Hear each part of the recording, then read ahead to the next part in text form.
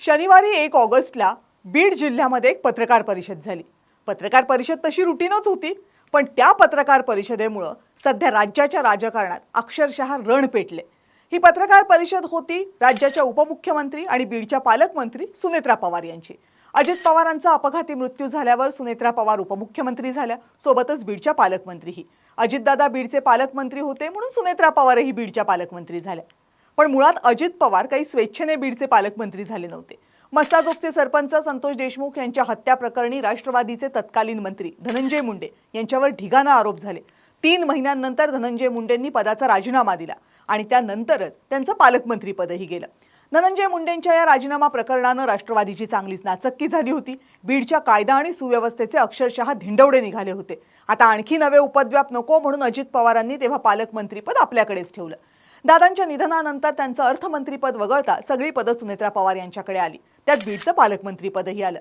पालकमंत्री म्हणून सुनेत्रा पवार यांनी बीड जिल्हाधिकारी कार्यालयात शनिवारी डीपीडीसीची एक बैठक घेतली आणि या बैठकीनंतर ही पत्रकार परिषद घेतली। या संपूर्ण सुनेत्रा पवार यांच्या बीड दौऱ्यामध्ये धनंजय मुंडे हे त्यांच्या सोबतच होतं। अर्थात धनंजय मुंडेंचं त्यांच्या सोबत असणं हे स्वाभाविकच होतं, कारण त्यांच्या पक्षाच्या त्या ज्येष्ठ नेते आहेत। पण धनंजय मुंडेंचं सुनेत्रा पवार यांच्या सोबतचं वावरणं स्वाभाविक नव्हतं। ते ठळकपणे दिसलं ते या पत्रकार परिषदेत।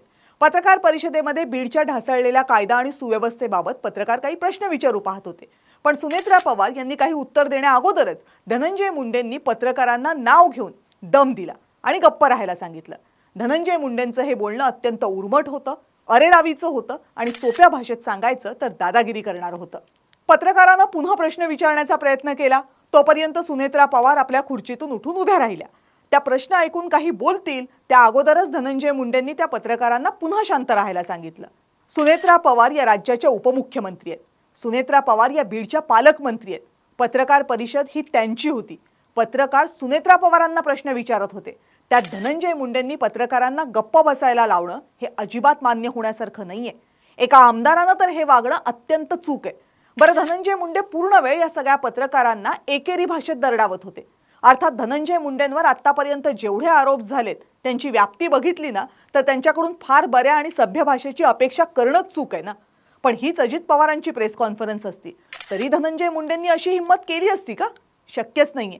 बीड ही काही धनंजय मुंडेंची जहागिरी नाहीये की सर्वांनी धनंजय मुंडेंना हवं तसंच बोलावं किंवा धनंजय मुंडेंना आवडेल तेवढे प्रश्न विचारावे। धनंजय मुंडे पत्रकार परिषदेत जे वागले ते फक्त पत्रकारांचा अवमान करणारं नव्हतं, ते सुनेत्रा पवार यांचं पद आणि त्यांचे अधिकार यालाही अंडरमाइन करणारं होतं। धनंजय मुंडेंनी पत्रकार परिषदेत ते केलं आणि सुनेत्रा पवारांनी त्यांना ते करू दिलं। याच मुद्द्यावरून आज काँग्रेसनं सुनेत्रा पवारांवर निशाणा साधला। काँग्रेसनं आज एक ट्विट केलं आणि सुनेत्रा पवार यांना गुंगी गुडिया म्हटलं। पत्रकार परिषदेतला तोच व्हिडिओ काँग्रेसनं ट्विट केला। व्हिडिओच्या वर लिहिलं धनंजय मुंडे बीडचे हुकुमशहा आणि व्हिडिओच्या खाली लिहिलंय सुनेत्रा पवार अजून किती काळ गुंगी गुडिया बनून राहणार। काँग्रेसच्या ट्विट नंतर अपेक्षेनुसार राष्ट्रवादी काँग्रेस हर्ट झाली। राष्ट्रवादीचे नेते सूरज चव्हाण आज हर्षवर्धन सपकाळ यांच्या कार्यालयात पोहोचले। तिथं हर्षवर्धन सपकाळ यांची पत्रकार परिषद सुरू होती। त्याच पत्रकार परिषदेमध्ये त्यांनी अक्षरशः राडा घातला। नेत्यानं कसं वागू नये याचा राष्ट्रवादी काँग्रेसनं दिलेला हा आणखी एक धडा म्हणावा। अर्थात पत्रकार परिषदेमध्ये राडा घालण्याची सूरज चव्हाण यांची ही काही पहिली वेळ नाहीये। या अगोदर सुद्धा त्यांच्याच पक्षाचे प्रदेशाध्यक्ष सुनील तटकरे यांच्या पत्रकार परिषदेत सूरज चव्हाणांनी राडा घातला होता। तिथं तर त्यांनी तुफान हाणामारीही केली होती। सुनील तटकरेंना कुणा संघटनेच्या नेत्यांनी काही प्रश्न विचारले म्हणून या सूरज चव्हाणांनी त्यांना भर पत्रकार परिषदेमध्ये तुफान हाणलं होतं। हे प्रकरण पोलिसात गेलं होतं। राष्ट्रवादीच्या या हडेलहप्पीपणाबद्दल सवाल केले जाऊ लागले। मग अजित पवारांनी सूरज चव्हाण यांना पदावरून काढून टाकलं आणि मग पुढच्या काहीच दिवसात त्यांना पुन्हा पक्षाचं प्रवक्ते केलं। त्यामुळे सूरज चव्हाण यांनी काँग्रेसच्या पत्रकार परिषदेमध्ये हा राडा घालणं हे तर अतिसामान्यच म्हणायला हवं ना।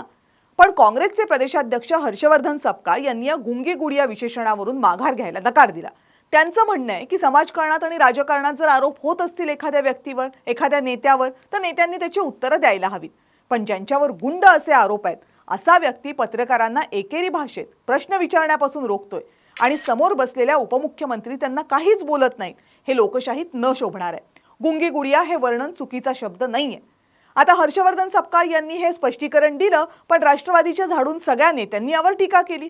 शिवाय शरद पवारांची राष्ट्रवादी, भाजपा, शिवसेना यांनीही काँग्रेसवर या वक्तव्याबद्दल टीका केली। पण गुंगी गुडिया हा शब्द राष्ट्रवादी काँग्रेसच्या नेत्यांना एवढा जिव्हारी का लागलाय? गुंगी गुडिया हा हिंदी शब्द आहे, त्याचा मराठी अर्थ मुकी बाहुली. पण भारताच्या राजकारणामध्ये हा शब्द फार प्रसिद्ध आहे, नवे कुप्रसिद्ध आहे. इंदिरा गांधी यांच्या राजकारणाच्या सुरुवातीच्या दिवसात त्या फार बोलत नसत, तेव्हा विरोधक त्यांना गुंगी गुडिया म्हणायचे. अनेक वर्षे विरोधकांनी इंदिरा गांधी यांना गुंगी गुडिया म्हणून हिणवलं. पण पाकिस्तानचे 2 तुकडे करून इंदिरा गांधी यांनी बांगलादेश स्वतंत्र केला, तेव्हा त्याच संसदेमध्ये अटल बिहारी वाजपेयींनी इंदिरा गांधींना दुर्गा म्हणून गौरवलं. त्यामुळे आम्ही जर त्यांना गुंगी गुडिया म्हटलं तर त्यांनी स्वतःला दुर्गा म्हणून सिद्ध करावं असं काँग्रेसचं म्हणणं आहे. पण काँग्रेसच नाही तर अवघ्या राजकीय क्षेत्रानं एकदा स्वतःला काही प्रश्न विचारायला हवेत. राजकारणात टिकून राहणं आणि तेही इतक्या महत्त्वाच्या पदावर हे महिलांसाठी सोपं आहे का हो? सुनेत्रा पवार काही राजकारणात हौस म्हणून आलेल्या नाहीयेत. त्या आल्या त्या त्यांच्या पक्षाची गरज म्हणून. आज त्या उपमुख्यमंत्री आहेत. ही त्यांच्या आयुष्यातली अचीवमेंट नाहीये, ती त्यांच्या आयुष्याची अत्यंत दुखरी बाजू आहे.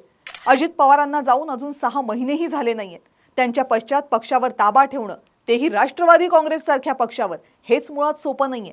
ते सुनेत्रा पवारांनी केलं.